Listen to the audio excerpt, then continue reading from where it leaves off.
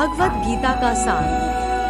नमस्कार दोस्तों, आपका स्वागत है हमारे चैनल पर। आज हम बात करेंगे भगवत गीता का सार।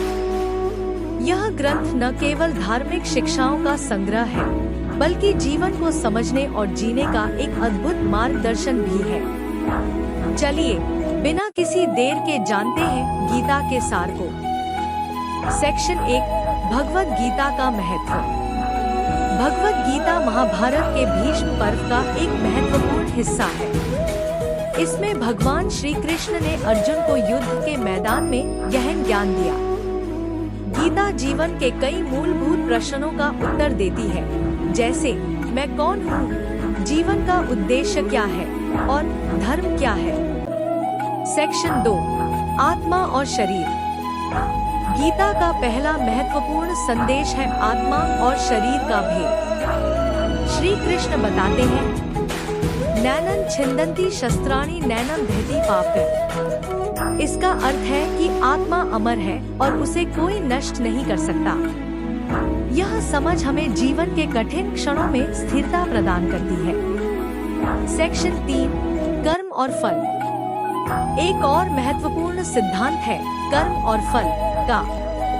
गीता में कहा गया है, कर्मण्येवाधिकारस्ते मा फलेषु कदाचन। इसका मतलब है कि हमें अपने कर्म करने का अधिकार है, लेकिन परिणाम की चिंता नहीं करनी चाहिए। जब हम कर्म के प्रति समर्पित होते हैं तो फल अपने आप आते हैं। सेक्शन 4, योग के प्रकार। भगवत गीता में विभिन्न प्रकार के योग का भी उल्लेख है। 1, कर्मयोग, कार्य करते समय निष्काम भाव से करना। 2, भक्ति योग, ईश्वर के प्रति पूर्ण समर्पण और भक्ति। 3, ज्ञान योग, आत्मज्ञान की प्राप्ति के लिए ज्ञान की साधना। इन तीनों योगों का सामंजस्य जीवन को संतुलित और पूर्ण बनाता है। सेक्शन 5, संतुलन और संयम। गीता का एक और महत्वपूर्ण संदेश है संतुलन और संयम। हमें सुख दुख, जीत हार को समान रूप से देखना चाहिए। श्री कृष्ण कहते हैं, योगस्था कुरु कर्माणि संगं त्यक्त्वा धनंजय।